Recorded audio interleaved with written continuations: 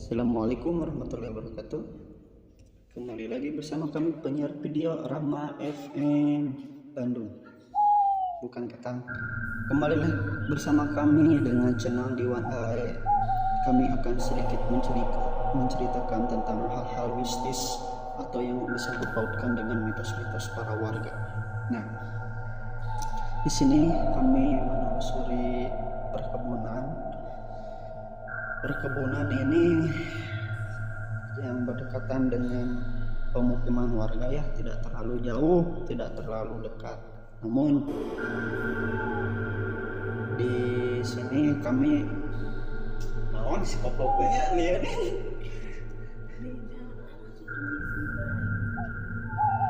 ya, lanjut. Ada mitos warga di sekitaran sini tersesat hingga 3 hari. Karena apa? Yang dimitoskan di sini adalah hantu mata sekuriling. Hantu di sini udah legendaris, guys. Lanjut ya, untuk mempersingkat waktu, kami bersama Diwan adalah pemuda yang hobi menebak burung di hutan atau menembaknya, guys. Teman-teman di sini ada yang hobi menembak burung dengan cara pakai senapan angin atau dengan cara ketepel. Hampir setiap minggu teman saya masuk ke hutan, ya, walaupun untuk mencari burung diiringi dengan genangan air hujan atau rintik-rintik air hujan. Pada dasarnya mencari burung di sini ditargetkan dengan malam hari. Dalam video ini, ya guys, kami mengeksplor dengan keadaan hujan. Karena apa? Kan kami menentang serta ingin membuktikan bahwa yang sedang dimitoskan di rintik-rintik air hujan, atau bisa disebut dengan kalau bahasa Sunda itu hujan rintik, kebanyakan makhluk-makhluk gaib berdekatan. Lanjut ya guys, next ke dalam cerita. Teman-teman saya biasanya ya pergi bersama rekan-rekannya. Namun suatu saat ia pergi sendirian. Sekitar pukul 2 siang, itu kode guys. Sekitar pukul jam 11 malam, yang masuk ke dalam hutan bertujuan ia ingin mencari burung, entah burung apa, burung selempakah atau burung dalam pepohonan. Lalu ia ditemani dengan sebuah senapan dan juga bedong parang, yang sesungguhnya itu parang. Jadi keberaniannya teman saya itu masuk ke dalam hutan seorang diri, guys. Bukan hutan sih, perkebunan, namun tidak jauh dari warga pula, tidak dekat pula dari pemukiman. Nah, lanjut ya guys. Setelah ia keberanian masuk ke dalam hutan sendirian pula, tiba-tiba mendatangkan celaka. Apa? Ia tersesat, guys, selama 3 hari lah, kalau katanya itu 3 hari tersesat. 3 hari itu dia berada di dalam hutan. Bentar guys, minum dulu. Bismillahirrahmanirrahim. Alhamdulillah. Setelah ia tersesat 3 hari, guys, di dalam hutan, jadi warga desa yang mengetahui ini pun lantas menghubungi pihak warga atau aparat setempat lah, kayak RT RW, untuk bersama mencari si teman saya itu yang hilang. Padahal dia itu hilang cuman beberapa jam lah. Subuh juga dia datang, cuman yang dia katakan adalah 3 hari begitu, guys. Entah karena dia mau sakit dunia gaib kah atau begitu kah, saya tidak paham. Nah, setelah menelusuri udah beberapa jam, maaf guys ya, tipe pencarian teman saya ditemukan dengan keadaan lemas dan nyaris tak sadarkan diri guys, bararasi awaknya guys, jika mendegal-regelan nyamuk kayak yang digigit nyamuk, namun jumlahnya itu banyak. Lanjutnya, setelah siluman beberapa hari dari kejadian itu ya guys, teman saya pun bercerita penyebab dia tersesat. Ia mengatakan guys bahwa saat itu seolah-olah mengarah ke jalan pulang, namun pada kenyataannya dia semakin masuk ke dalam hutan. Hari pun semakin sunyi, mau tidak sunyi gimana ya guys, karena dia sendirian ke hutan ya, cuman bawa senapan, katapan serta parang bedog lah istilahnya. Dia terus berjalan, kata teman saya pas dari kejadiannya, dia terus berjalan melihat suatu cahaya. Jadi dia itu dalam perjalanan sebelum hilang dia menemukan cahaya kecil, jadi dia mengikuti cahaya itu. Namun setelah didekati, itu bukanlah cahaya, namun seperti fatamorgana. Yang dia dekati adalah pohon beringin besar guys, seperti begitu. Terus ia berusaha melewati hari-hari malam itu, dan setelah itu dia mengalami hari paginya guys. Dia berusaha mencari arah pulang, tapi tetap dia tidak bisa menemukan arah cari pulang guys, entah kenapa. Begitulah dalam ceritanya guys. Namun lagi-lagi arah yang dia tuju justru semakin masuk ke dalam hutan. Aneh ya guys, padahal itu tempat dekat dengan pemukiman warga. Kenapa semakin dia berjalan seolah-olah dia orang, bukan bukan orang-orang daerah sana, padahal dia mencari burung pada malam hari itu. Dia berada di pemukiman perkebunan warga. Ia tinggal sendiri, ini sebetulnya warga sorangan lah, istilahnya ketonggok gitu guys. Setelah dia perjalanan ingin mencari pulang, dia kehabisan energi karena tidak makan. Terus tuh bayangkan, dia tidak makan berhari karena apa? Mencari jalan pulang. Dan tubuhnya banyak gigitan nyamuk. Ia pun menuturkan bahwa ada aura mistis ya guys di sekitar tempat awal mula ia tersesat teh. Seolah ada batu besar sana yang menutupi semua pandangannya, entah pandangan goib atau apa ya. Karena dalam cerita ini warga sekitar mencari itu cuman dari malam, entah dari malamnya kapan dia pergi hutannya sampai subuh menemukan dia begitu. Cuman dalam cerita ini teman saya merasa perjalanan ingin pulang dari tersesat itu selama 3 hari guys. Begitulah. Ini cerita yang kurang berlogika ya kalau secara dilogikakan. Minum dulu guys.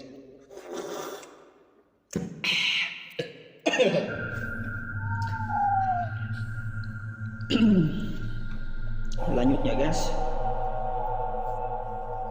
setelah itu udah pagi hari dia mencari makan,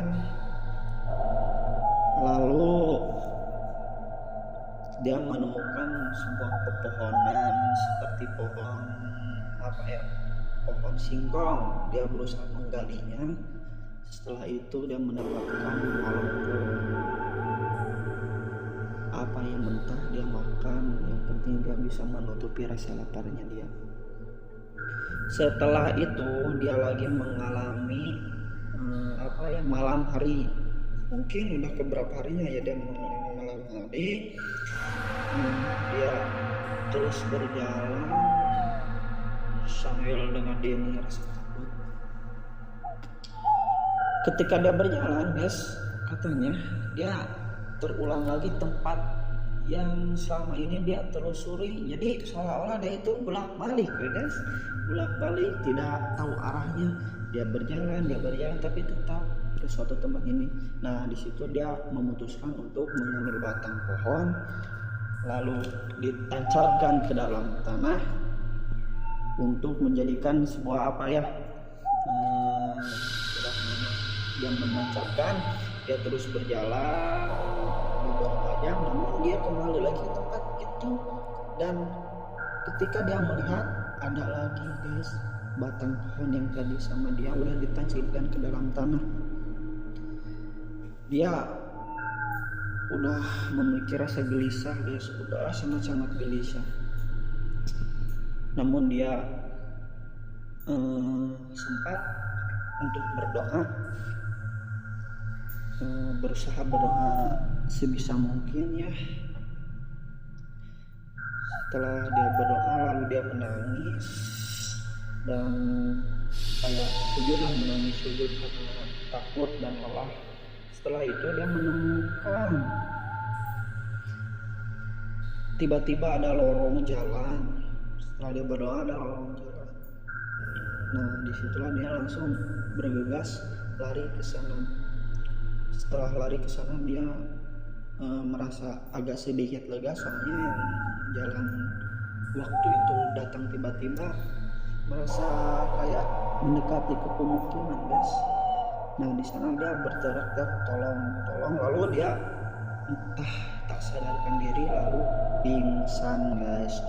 Lalu dia pingsan. Setelah dia bangun ya udah dikerumunin dengan warga-warga. Nah di sini guys, jadi dalam cerita ini kalau disimpulkan yaitu kan perjalanan dari hutan itu saya lupa lah menanyakan awal mulanya dia melangkahkan ke hutan jam berapa. Namun memang dia hilang itu tidak jauh, soalnya dari malam sampai ke subuh, bukan berhari-hari guys.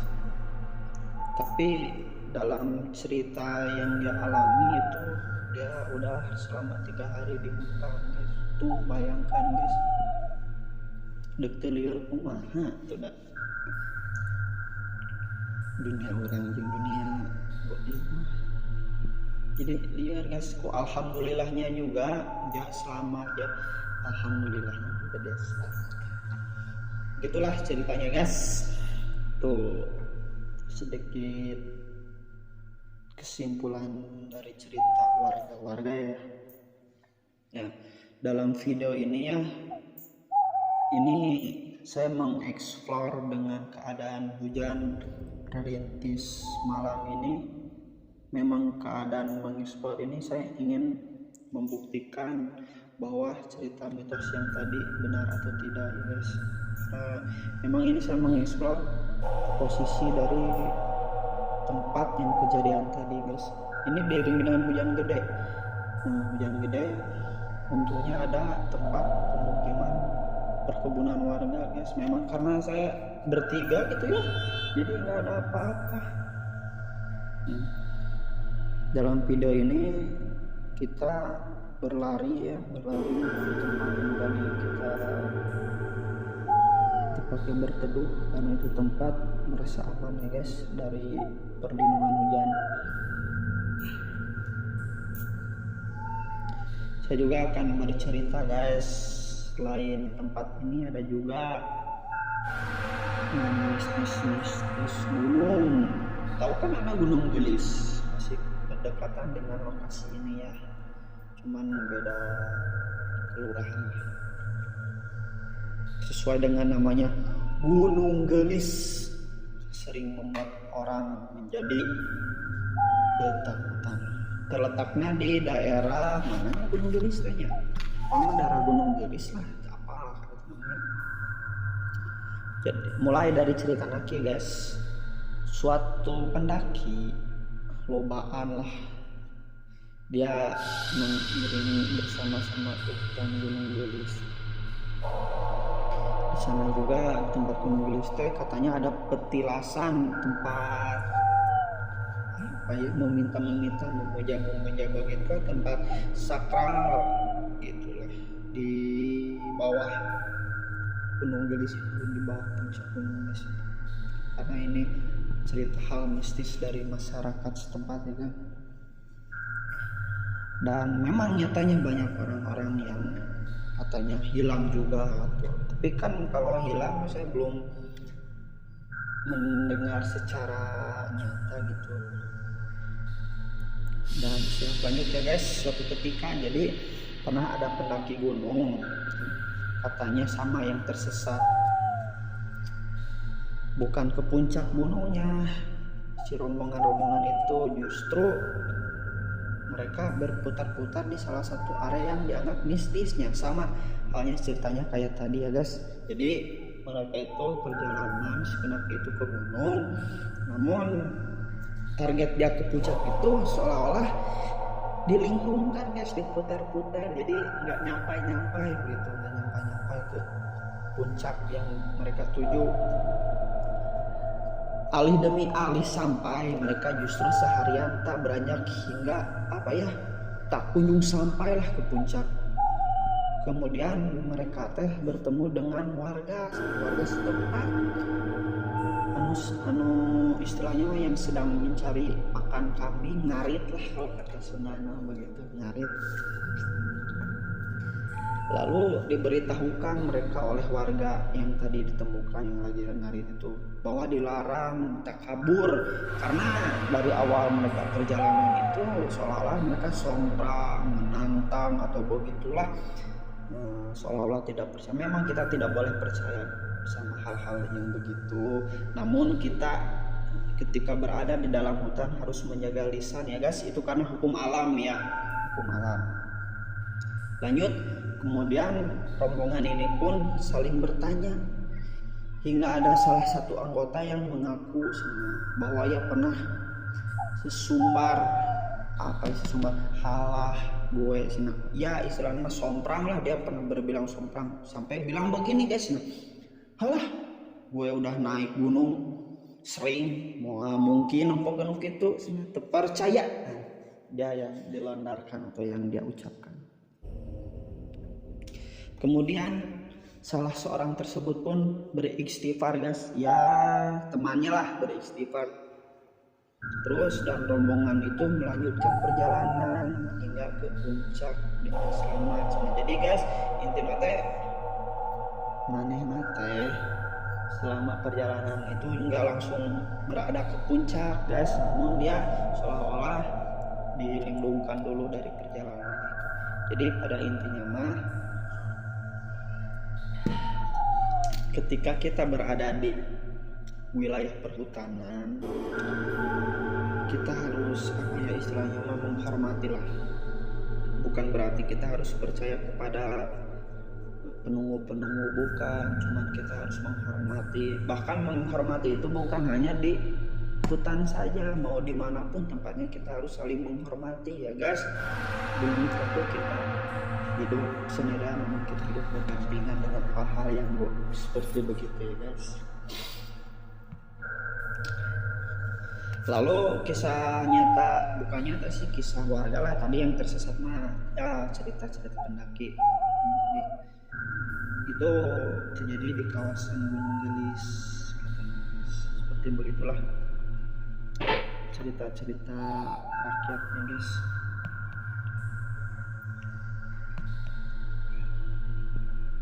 Cuman segini ceritanya guys dari saya, singkatnya apa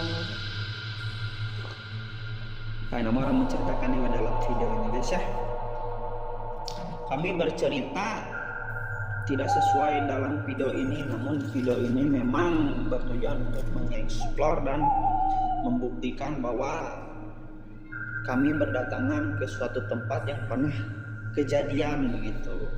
Kejadian seorang yang pernah hilang dalam 3 hari atau dilinglungkan atau gimana, makanya membuktikan bertiga.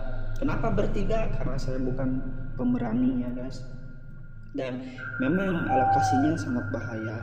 Pertama licin karena hujan, yang kedua Kalau hujan begini kebanyakan kan ada ular-ular berbisa guys, bahaya oge sih. Yang ketiga komalang orang saking kusieuna saking kurawasna pingsan kan deuk saha nu mawa pingsan sorangan di dinya mah kayak udang-udang di jero beuteung orai. Nah pas gitu guys, gitu bahaya. Bukan saya tidak berani, bukan saya berani, cuman saya memikirkan safety saya, keselamatan saya guys. Keselamatan itu nomor 1. Nah begitulah guys.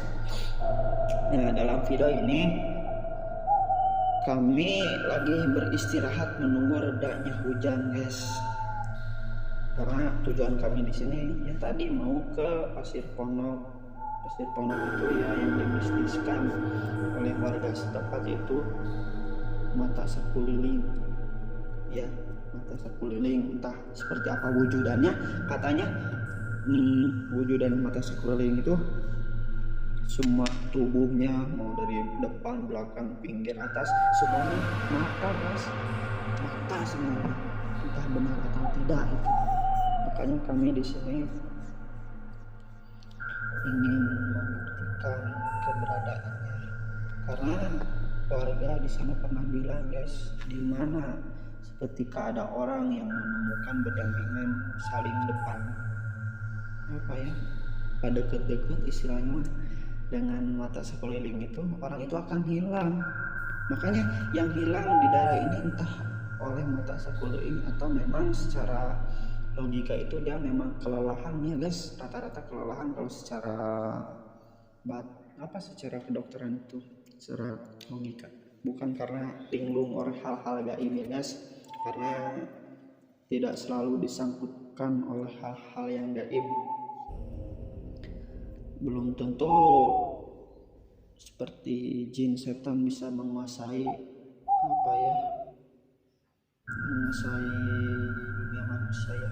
Justru kalau kita semakin berani, semakin menantang, insyaallah bukan menantang karena ini ingin seperti jago, bukan, karena kita memberanikan diri, insyaallah jin apapun tidak akan mengganggu. Lanjut guys, dalam video ini kami melanjutkan lagi perjalanan karena hujan sedikit reda ya, walaupun membawa satu payung. Kenapa saya bawa payung? Karena suka juga dimitoskan, banyak mitos ya di Sunda, bukan Sunda sih, dari semua kalangan di dunia lah mitos-mitos. Cuman kan di daerah saya kan daerah ini banyak mitoskan kalau pakai payung tidur nggak boleh, kenapa ya guys. Makanya di sini saya agak menentang membawa payung. Nah, langkah demi langkah kita udah mendekati pohon kedondong buah yang asam itu guys. Itu pohon kedondong, pohon yang besar. Nah di sini alokasinya guys, alokasi yang disebutkan mata sekeliling. Tapi kalau kamu secara langsung tiba ke lokasi ini sangat enak view-nya, kelihatan kota-kotanya guys. Jadi rasa takut kita terbayarkan oleh suasana perkotaan yang terlihat dari puncak guys. Karena di Pasir Ponok ini ke atasnya makam ya, kuburan, ke bawahnya juga kuburan. Jadi di tengah-tengahnya yang yang dalam video ini kita diinjak lagi perjalanan ini di tengah-tengah perkebunan, masih perkebunan, belum keadaan puncak ya guys.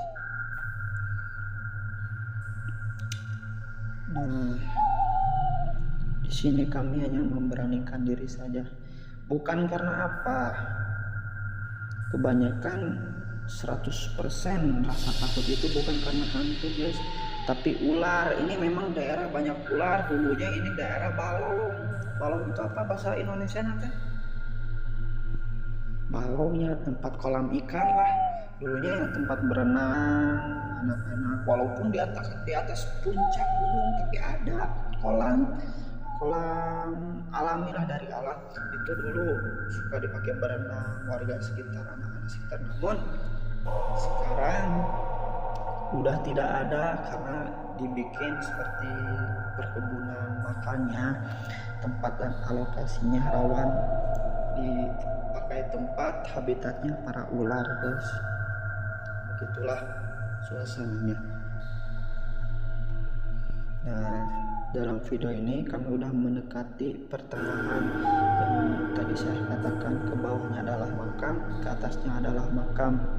Namun makam yang paling dikeramatkan adalah makam yang di atas, yaitu makam Pasir Pondok yang suka dimitoskan ada mata sakuriling. Itu memang legendaris guys, legendaris sekali itu cerita mata sakuriling. Katanya kalau orang melihat mata sakuriling akan dikejar dan akan hilang lah, soalnya entah benar atau tidak ya guys. Yang penting kita bisa datang ke lokasi dan menikmati view perkotaan. Wis enak sekali guys view perkotaannya guys. Kita rasa takut akan terbayarkan oleh view ini.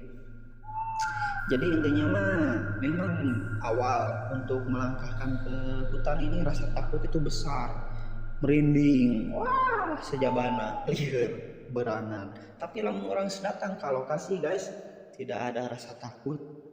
Malahan kalau kita melihat suasana perkotaan atau dalam hutan itu melihat keindahan-keindahan, rasa takut itu akan terbalut dengan rasa senang guys. Walaupun hujan rintik-rintik, katanya kalau hujan rintik-rintik banyak kuntilanak. Alah mitos guys, kuntilanak. Kalau ada perkosa kuntilanak musara ya guys. Nah, sedikit demi sedikit kita naik sedikit ke puncak untuk menikmati perkotaan ya guys. Banyak lampu-lampu dari kota. Tuh di sini kalau misalkan ngagugu rasa takut, bahaya guys, karena ini jalannya bebatuan. Nanti kalau kita saking takut lari jatuh kebentur berdarah, siapa yang bisa menolong guys? Sedangkan ini alokasi agak jauh dari pemukiman warga. Makanya hal-hal yang paling aman itu adalah tenang. Walaupun ya takut, tapi setidaknya kita bisa mengontrol diri ya guys. Jangan terlalu 100% lah takut. Nah ini guys udah berada di puncak yang kita maksud, puncak Pasir Pondok. Ini daerah Pasir Pondok yang dimitoskan ada mata sakuriling. Nah, memang karena hujan jadi suara-suara mistis, suara-suara yang aneh-aneh tidak terlalu terdengar ya guys. Nah yang saya ini perlihatkan itu ada bayangan-bayangan.